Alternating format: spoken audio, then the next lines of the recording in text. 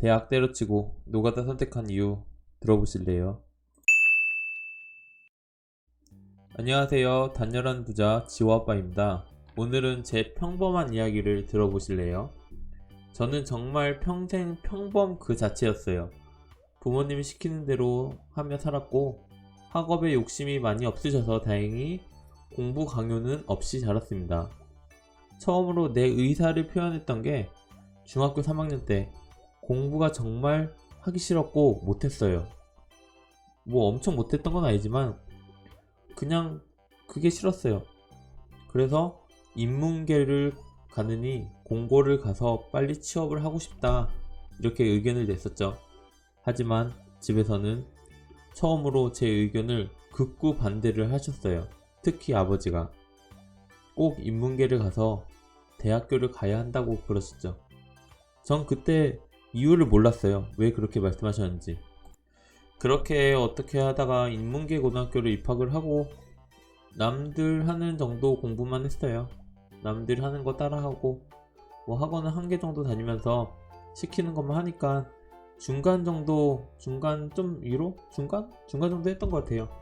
그래서 이제 고등학교 2학년 올라가면서 경쟁이 심한 이과로 갔죠. 이유는 단 한 가지. 문과는 문학과 경제 쪽, 사회 쪽을 공부를 하죠. 반대로 이과는 수학과 과학을 해요. 그렇기 때문에 저는 책을 읽는 거를 정말 싫어했어요. 그리고 책을 읽는 걸 정말 느리게 읽었어요. 지금 말하는 것도 아시겠지만 제가 말도 느리고 읽는 것도 느려요. 지금 엄청 빨라진 거거든요. 하지만 이과는 이제 수학을 정말 좋아했고 무언가 문제를 풀면 답이 있잖아요. 수학은 다른 건 좀 생각을 하게 하는 답들인데 수학은 답이라는 게 정해져 있어요. 그리고 남들이 못 푸는 문제를 풀어서 답을 낸다는 것이 저에겐 굉장히 큰 성취감과 행복이었어요. 하지만 이제 한 과목만 잘한다고 대학을 갈 수 있는 건 아니었어요. 이제 수학은 점수가 어느 정도 잘 나왔는데 문제는 문학과 영어 그리고 과학까지. 생명은 그나마 낫지만 물리랑 화학에서 다 말아먹었죠. 그리고 이제 또 한 번 고비가 와요. 아시는 분은 아시겠지만 바로 폴리텍 대학교예요. 이제 폴리텍 뭐 대학교라고 표현을 하지만 이게 뭐냐면 기술을 배우는 그런 학교예요. 기술을 알려주는 뭐 용접이라든지 뭐 여러가지 대중화되어 있는 기술들 있죠. 이걸 2학년 때 선택할 수가 있었어요. 그래서 바로 부모님한테 말씀드렸죠. 저는 이제 기술을 배우고 싶다. 빨리 취업을 하고 싶다. 하지만 중3 때와 똑같은 답변이 왔고 극구 반대를 하셨어요. 또 빠꾸를 먹었죠. 빨리 취업을 하고 싶고 이래서 돈을 벌고 싶었거든요. 저는. 근데 아버지를 이기지 못하고 고3이 되어 그 전보다 좀 더 노력해서 공부를 했어요. 왜냐하면 다들 아시다시피 고3 되면 다 공부해요. 다. 안 하던 사람도 공부해요. 이게 발등에 불 떨어진 것도 있고 환경이 그렇게 돼요. 그래서 저도 다들 그렇게 하니까 따라 했죠. 그리고 저는 영어 기초가 없었어요. 중학교 때 공부를 못했다고 했잖아요. 그래서 아예 기초 자체가 없었기 때문에 학원을 다녀도 몰랐어요. 뭔 말이야 이게. 동사는 뭐고 아무것도 몰랐거든요. 그래서 저는 대학은 가야 되니까 대학은 가야 되고 뭐 전문대를 가든 어딜 가든 가야 되니까 제가 할 수 있는 방법은 암기밖에 없었어요. 그래서 영어 책이 있으면 어차피 내신 문제는 책에서 그대로 본문이 나오고 빈칸 채우기 이런 식이 나오기 때문에 저는 영어 책을 외웠습니다. 그냥 시험 범위 내에 있는 영어 문장들을 다 외웠어요. 그냥 이게 뭔 뜻인지 모르고 그냥 영어 책 본문을 다 외웠어요. 진짜 본문을 다 외웠어.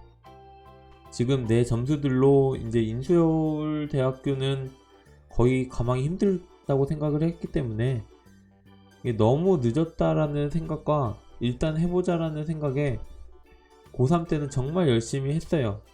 남들보다 좀 더 했던 것 같아요. 하지만 이제 앞서 말씀드렸듯이 학교 총 인원이 400명이에요. 400명 넘었나? 근데 문과가 300명이고 이과가 100명이에요. 이게 뭔 말이냐? 등급제죠. 등급제이기 때문에 경쟁을 해야 돼요. 경쟁. 근데 문과생과 이과생의 경쟁 자체가 다른 거예요. 문학, 영어 같은 거는 공통 과목이기 때문에 전체 경쟁이에요. 400명 중에 퍼센트로 해서 등급을 매기 때문에 오히려 잘 받을 확률이 높아요. 하지만 수학, 과학 같은 거는 400명에서 경쟁을 하는 게 아니라 100명 안에서 경쟁을 하기 때문에 굉장히 등급 받기가 굉장히 힘들어요.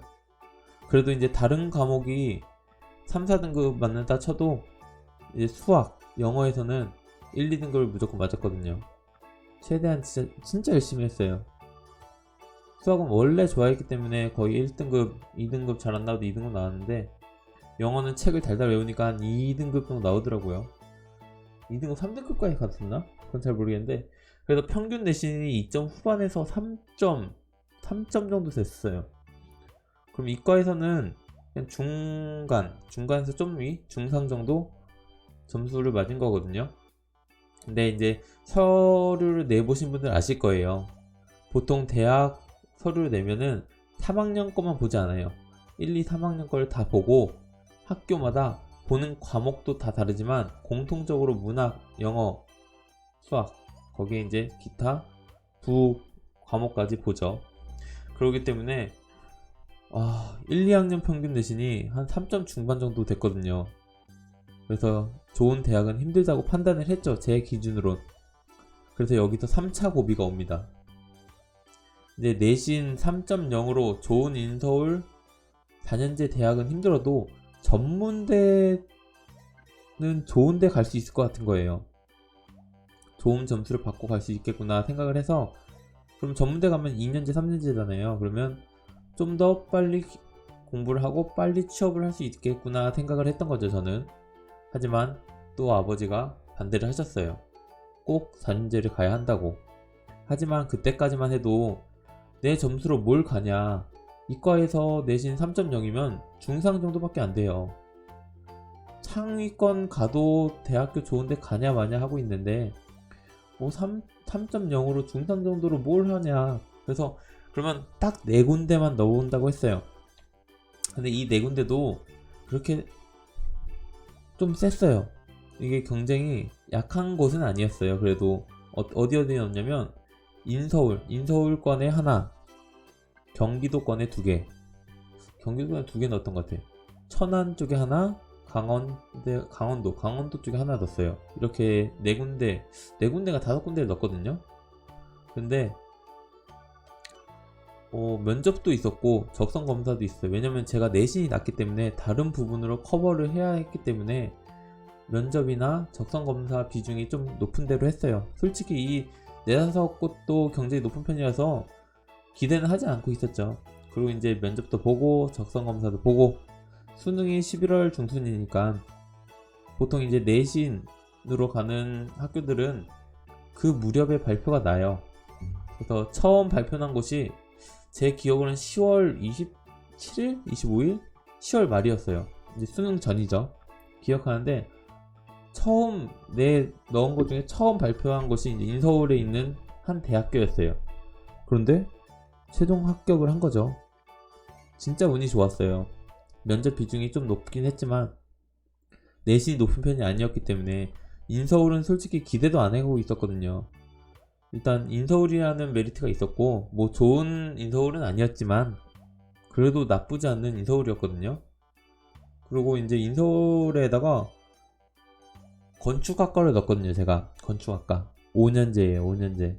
그래서 나름 뿌듯해 있었어요. 그래서 저는 수능도 보러는 가야죠. 신청을 했으니까.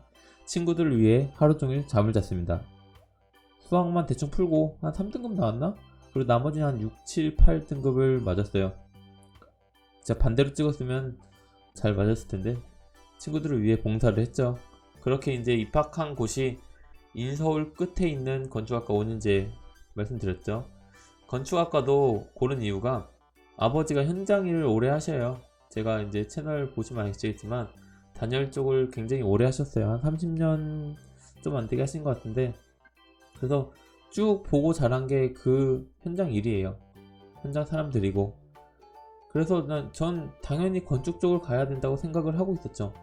건축이 뭔지 건설 현장이 뭔지, 건설 근로자가 뭔지 모르던 시절, 그래도 가장 흡사한 건축학과 가는 게 맞다 판단을 하고 건축학과를 지원했는데 운이 좋게 설계 쪽으로 합격을 했죠. 그리고 이제 방학 때마다는 아버지 일을 도와드렸어요. 돈을 받지는 않았고 뭐 쓸 데가 없으니까 용돈 주시니까 굳이 받을 필요도 없었고요. 그럼 방학만 되면 끌려갔어요. 방학 길잖아요, 대학교. 그럼 방학만 되면 뭐 한두 달씩 막 저기 부산도 가고 전주도 가고 구미도 가고 뭐 일을 시키는 건 아닌데 그래도 이제 현장에 있으면은 힘들기도 하고 그냥 있는 것도 힘들어요. 그냥 있는 거. 겨울은 춥고. 그래서 저는 현장 일, 노가다 현장 일 말고는 다른 알바를 해본 적이 없어요. 해본 게 어렸을 때 전단지 알바? 한 번? 그거 이외에는 쉴 때마다, 방학 때마다 아버지 일을 따라다녔죠. 그렇게 이제 따라다니면서 아버지가 공부를 왜 하라는지 이해를 하겠더라고요. 바로 계급사회 때문이에요. 이게 계급사회라는 표현보다는 뭐 업체와 근로자의 관계랄까? 항상 이제 지시하는 쪽은 어찌됐든 머리에 피도 안 마른 업체 쪽 높은 사람들도 아니야. 대리, 기사. 나이 많아봐야 20대 후반? 중반? 후반? 뭐 여성분이면 중반 정도 될 거고 남성분이면 후반? 많아봐야 30 초반. 근데 저희 아버님 뭐 40. 이제 20살 때니까 40대시지 40대. 항상 존대하며 대답하는 쪽이 이제 저희 아버지셨어요. 그때는 오히려 갑자기 공부를 너무 하고 싶더라고요. 왜냐면 이런 모습을 보니까 절대 이런 모습이 되면 안 되겠다는 생각을 굉장히 많이 했어요. 그리고 정말 살짝 그때는 좀 가슴이 무너졌죠.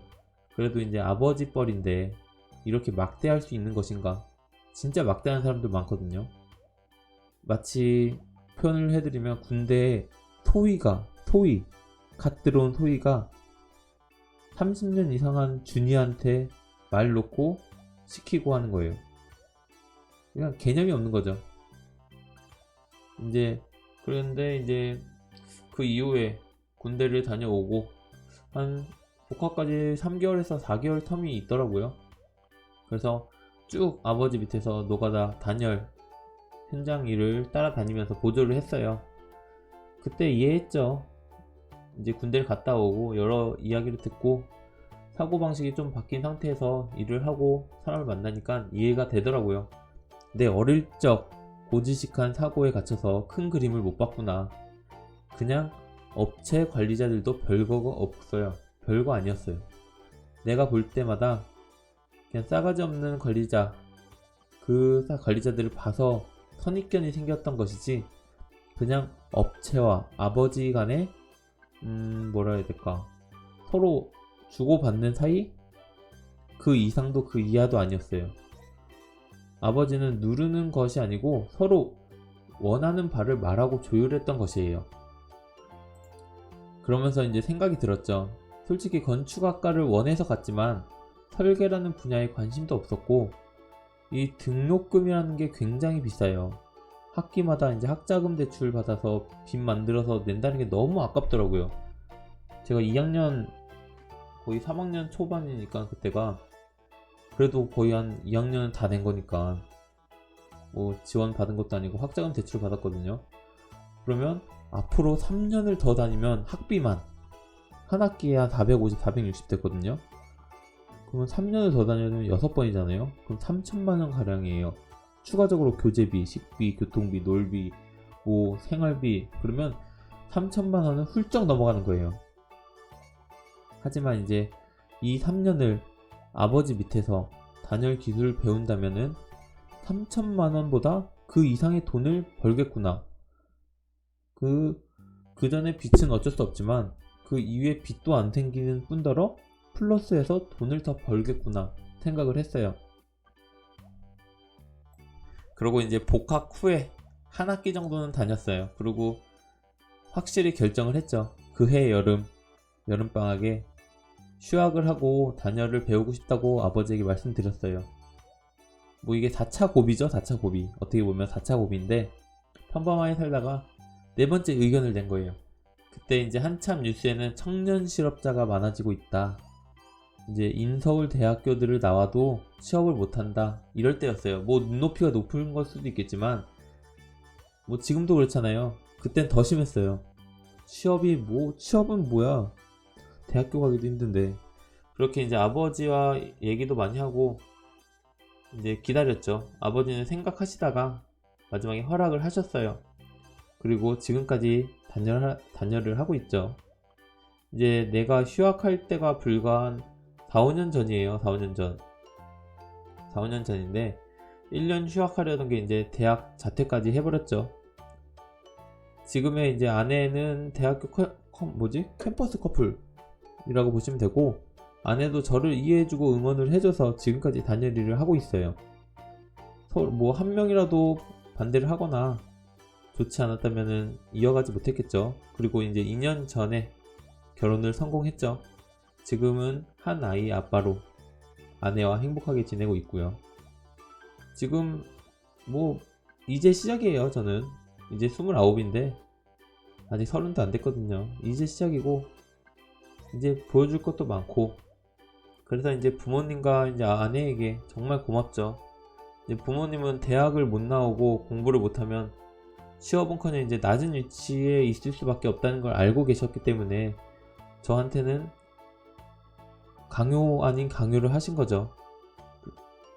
자신의 이제 세대와는 다르니까 지금은 이제 개천에서 용나는 세대가 아니기 때문에 공부밖에 없거든요. 그렇게 생각을 하셨는데 지금은 많이 바뀌셨어요. 이제 원래는 이제 노가다도 시키지 않으시려고 했겠죠. 이제 엄청난 뭐 뛰어난 스펙인 사람 아니라면 지금은 계속 이제 기술을 배우는 쪽이 훨씬 미래가 밝다고 생각을 하거든요. 그때도 그랬고, 그리고 제 판단이 맞았고, 그리고 이제 아내 또한 내가 노가다를 한다고 말했을 때 응원을 굉장히 많이 해줬어요. 부끄러워하지 않고 자랑하고 다녔죠. 오히려 그 덕분에 이제 그때 결혼할 때가 26, 27이었으니까 이제 주변 친구들은 비교할 것도 없고, 이제 비교를 하자면 현장 관리자, 업체 관리자, 보통 대리 과장님이시잖아요. 그러면 그분들보다는 돈을 잘 벌고 있어요. 지금도 그렇고, 뭐 사람마다 다르고 현장마다 다르겠지만 뭐 대기업 아닌 이상 제가 그래도 저는 노력하는 만큼 받는 타입이기 때문에 굉장히 많이 모으고 벌고 있고, 그만큼 쓰기도 하고 밑에 애들 이제 관리할 때도 많이 쓰고 하죠.